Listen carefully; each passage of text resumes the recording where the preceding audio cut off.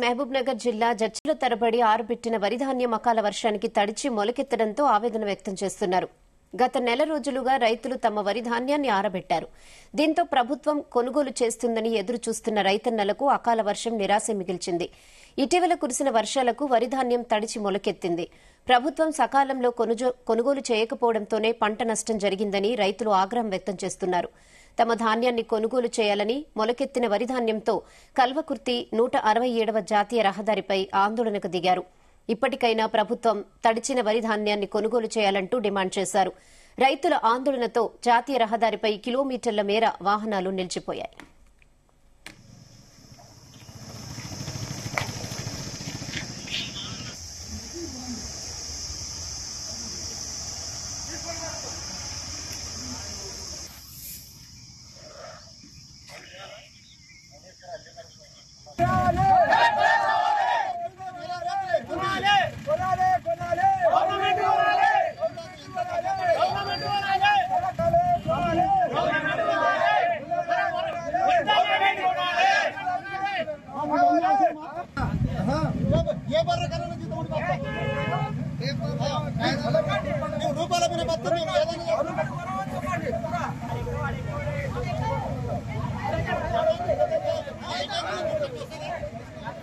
Rice mill దించలేడు, మీకు ఇంకా time పడుతుంది అని చెప్పి ఇప్పటికీ కూడా 10-15 రోజులు అవుతుంది. మేము ఇక పండుకొని వస్తున్నాము, రోజు వస్తున్నాము, కిందిది ధరిస్తే మనం ఎండబెడుతున్నాము, మళ్ళా దగ్గర చేస్తున్నాము, ఎండబెడుతున్నాం, దగ్గర చేస్తున్నాం. సంచులు ఇస్తలేరు, మీరు సంచి నింపిన వాళ్ళు కూడా ఎత్తుకుంటలేరు.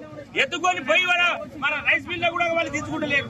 ఆ పరిస్థితి ఎవరికి అడగాలని చెప్పి మేము కోర్టు మీద వచ్చి ధర్నా చేస్తున్నాము. దయచేసి మా రైతులకు ఆదుకోవాలి. ఎవరైనా కలెక్టర్ గాని ఆ ఎంఆర్ఓ గాని వచ్చి మాకు ఆదుకొని మా ఏం న్యాయం చెప్తారు. మీరు కొనరా లేకుంటే మీరు ఎత్తుకోపోండి, ఎవరికైనా అమ్ముకోండి అని చెప్పండి, మేము తీసుకొని పోతాము. కానీ ఈ బాధలు పట్టలేకపోతున్నాం. మా చిన్న పిల్లలు గాని బర్రెలు గొర్రెలు మొత్తం ఇడిచిపెట్టి ఈ రోజు మేము పత్తి మార్కెట్ లో పండే వాసులు కాలం వచ్చి పడేది.